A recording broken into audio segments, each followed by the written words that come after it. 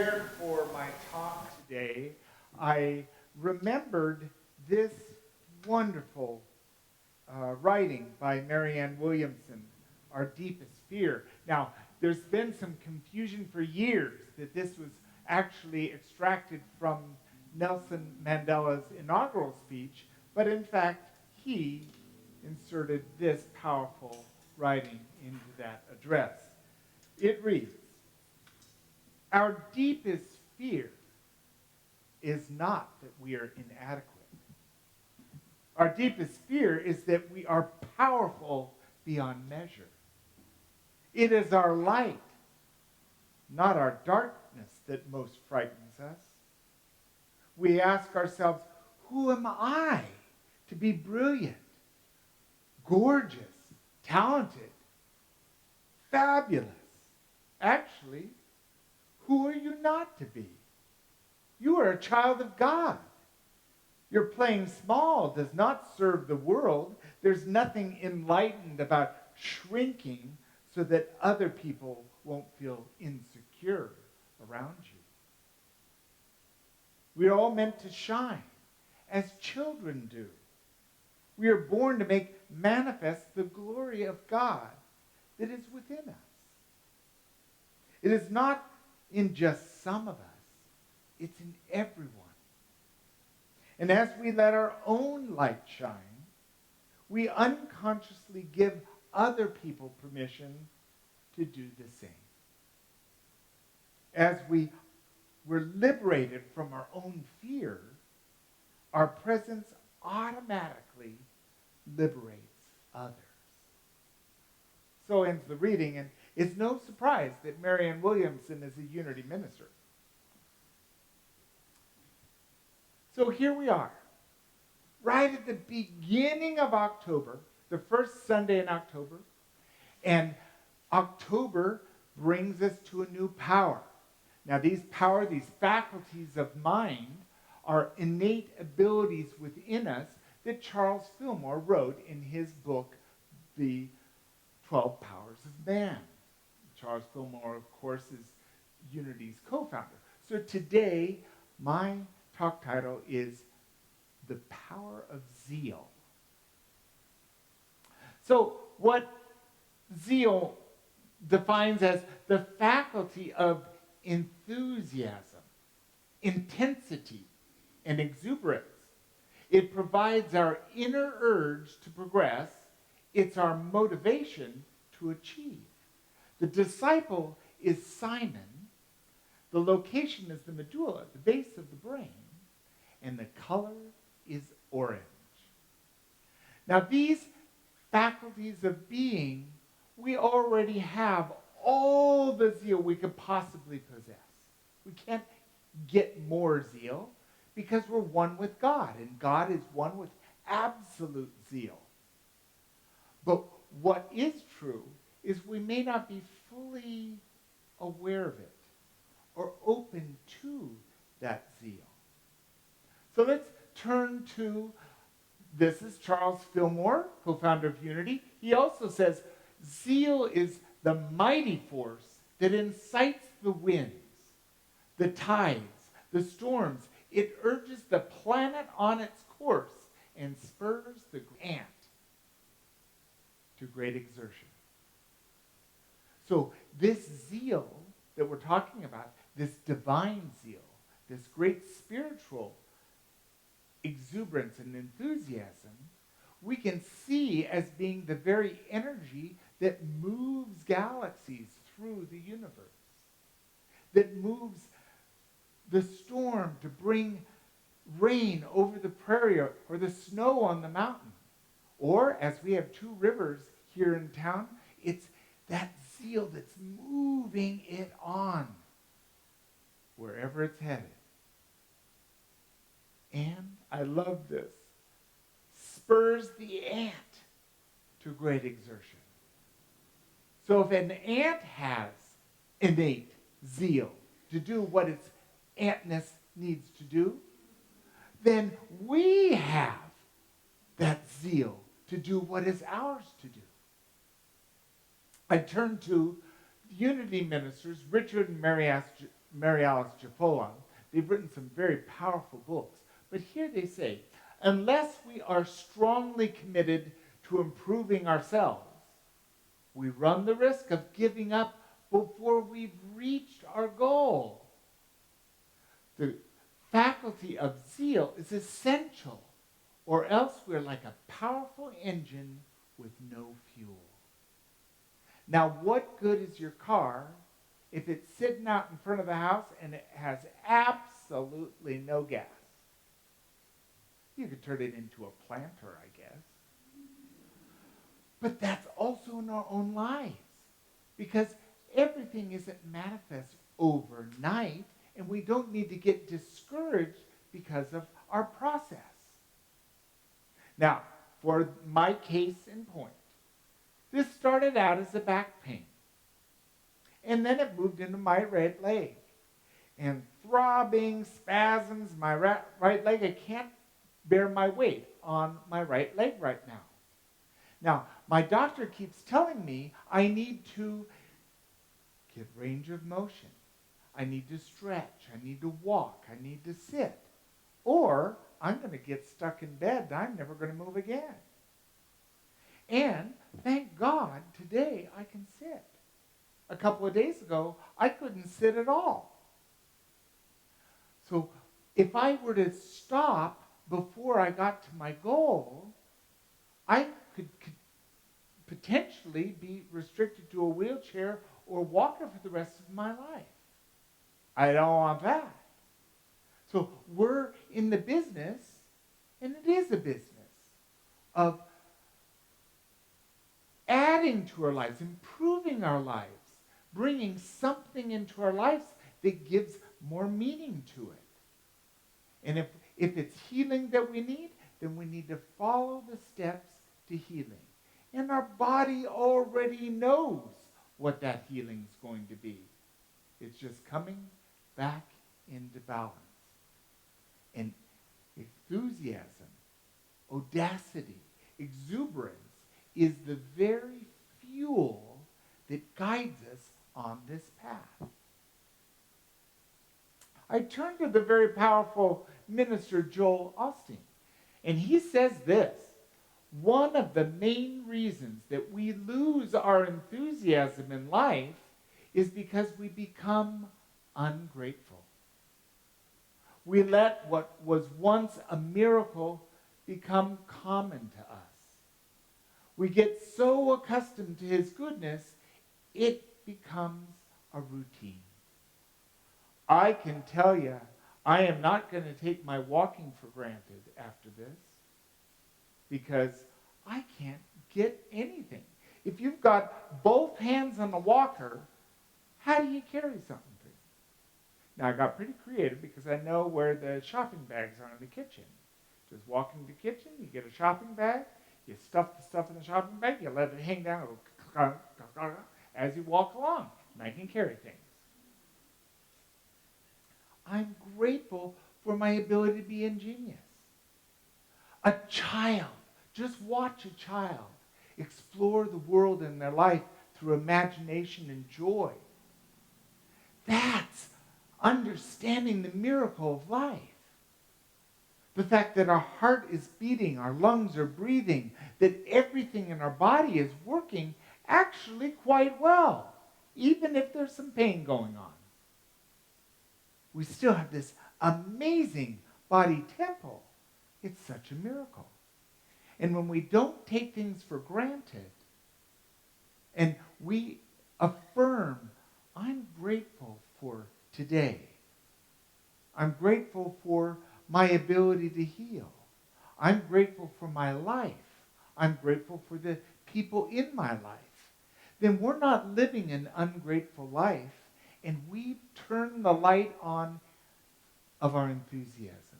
We've turned on the orange light, which might be a bug light, or it might be your light to shine your enthusiasm, maybe without insects. Then I turn to the powerful minister, Norman Vincent Peale. Now, some of you already know that when I lived in New York through the 80s, I attended Norman Vincent Peale's church. And he was one charismatic speaker, and he knew the value of positive thought. Just as Tom was talking about today, that positive thoughts and words. He says here, think excitement, talk excitement, act our excitement, and you are bound to become an excited person. Life will take on new zest, deeper interest, and greater meaning. You can think, talk, and act yourself into dullness, or into monotony, or into unhappiness. By the same process, you can build up inspiration, excitement, and surging depth of joy. We have the power. I have the power. Touch your body and say, I have the power.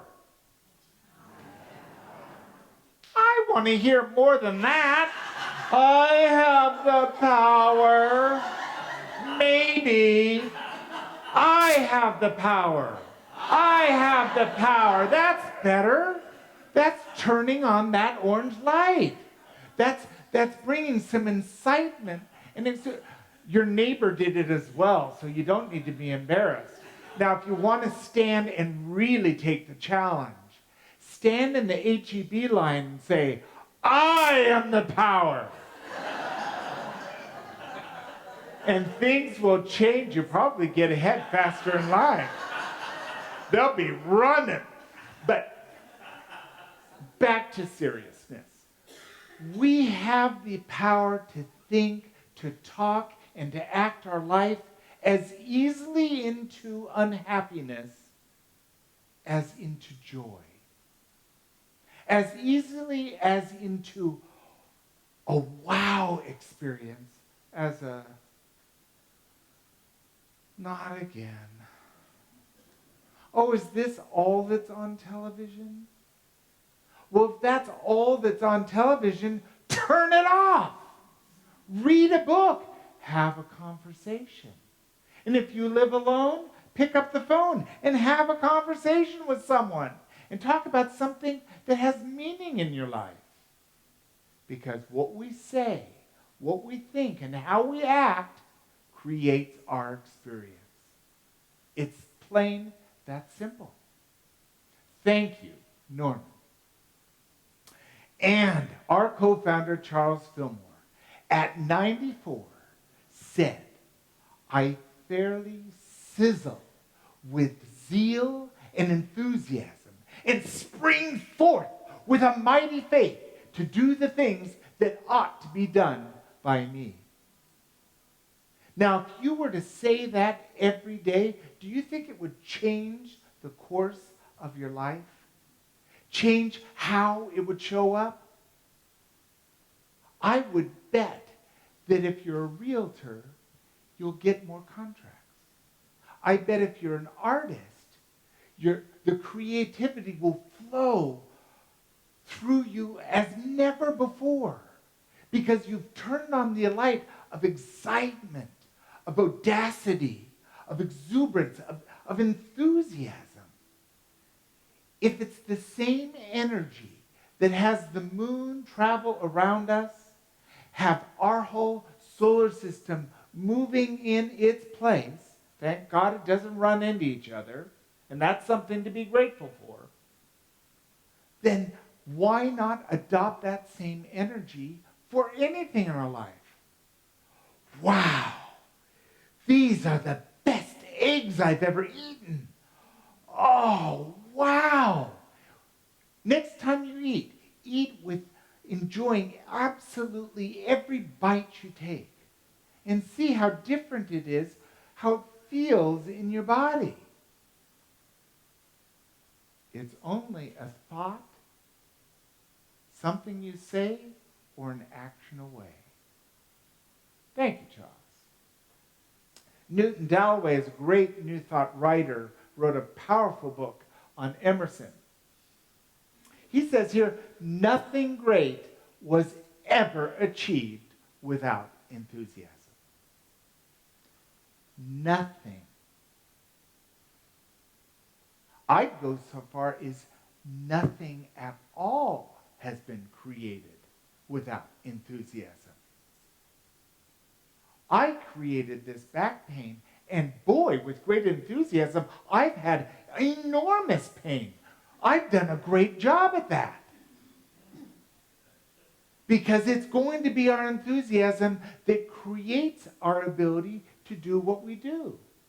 It takes enthusiasm to lead troops into war. It takes great enthusiasm to build your dream home. It is your enthusiasm that gets you through the rocky times in your marriage or the challenging time with your children. Because although they are all sweetness and light and beautiful children of God, sometimes they can be really irritating. And that's your enthusiasm. That's going to be the thing that gets you to move through whatever you need to do to get wherever you need to be. Left foot, right foot, left foot, right foot. Each step is got to be taken with your enthusiasm, with your zeal. Otherwise, why get out of bed? If it doesn't appeal to you, just stay in bed. Don't get up to pee. Don't get up to eat. Just stay in bed. I bet you'll find some enthusiasm. You'll find that energy of enthusiasm, and we don't have to take ourselves to that extreme. We can accept this innate ability within us by turning on the light and allowing it to fuel our next step. Dale Carnegie, I'm going to conclude my talk with this. Dale Carnegie grew up in Missouri in absolute poverty and grew to be a very wealthy man. He was a novelist, a writer, and a speaker, and he'd train people to wake up to something new in their life. And here he says, today is life. The only life you're sure of. Make the most of it today.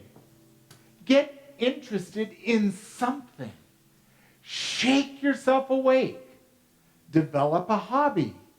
Let the winds of enthusiasm sweep through you. Live today with gusto. Now, every week I ask you to say that affirmation at the beginning of the service with gusto. The reason to do that is to infuse the spirit of our breath into what we do. How much can we do if we just hold our breath? Very little.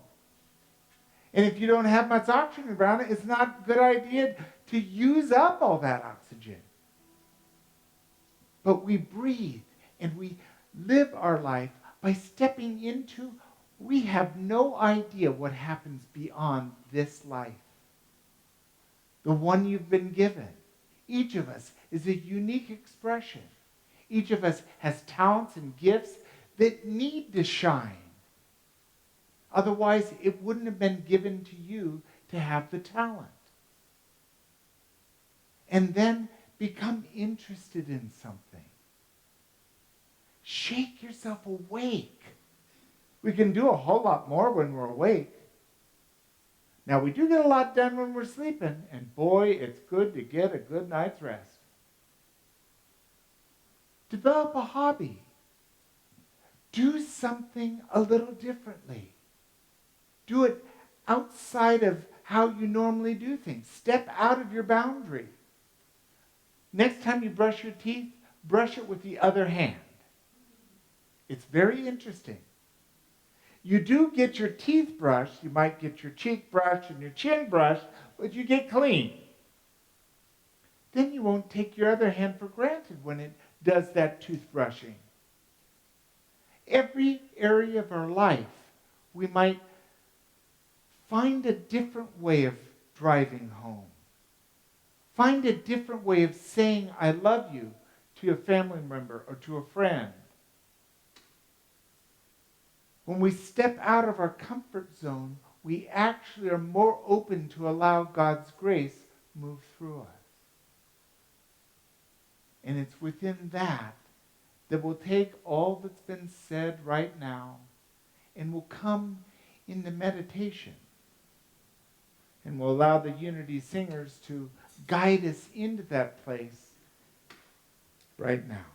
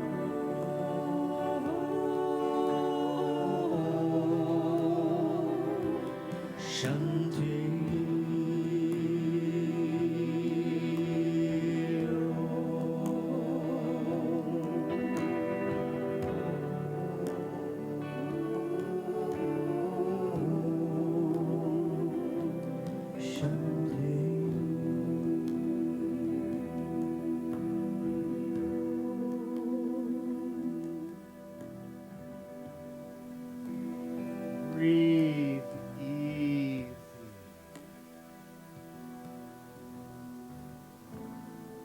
Allow yourself to settle into this moment. Relaxing the shoulders.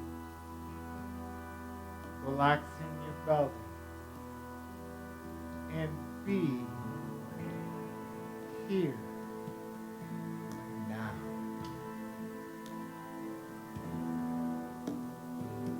Allow the presence of peace to open you, to open your heart.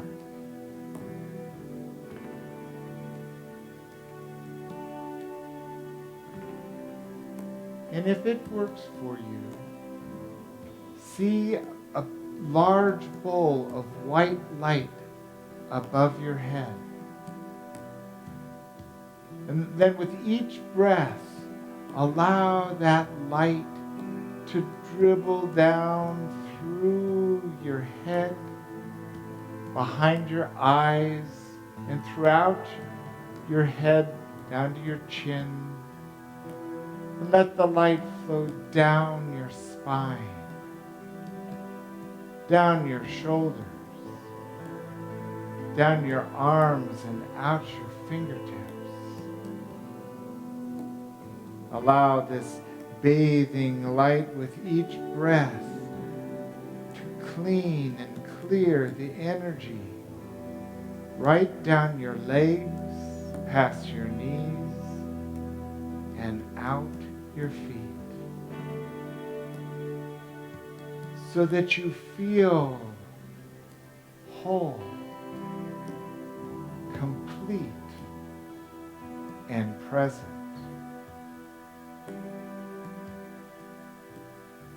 And with relaxed breath, we turn to our center. Whatever you identify your center to be. And there, breathe. And allow the sweet energy of peace to bring us into this communion with Spirit, the innate inner presence of your divine nature, to be here now as we enter the silence.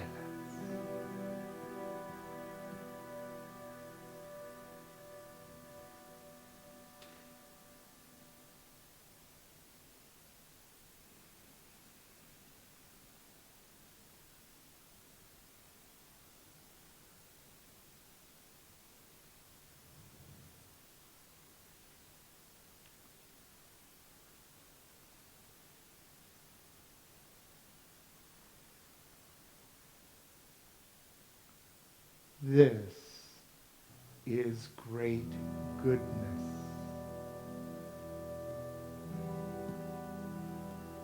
Allow whatever's come to you during this meditation to be yours. We are grateful for our ever-increasing awareness of our oneness with God.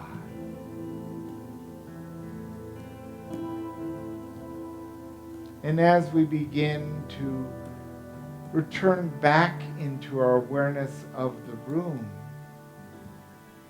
we might wiggle our fingers, wiggle our toes, roll our head. And then when we're ready, we open our eyes and we'll allow ourselves to, with gusto, say our affirmation together. I am energized by the power of zeal within me. And so it is. How beautiful. Step out on the water, release your faith. Every step is stronger. Step out on the water.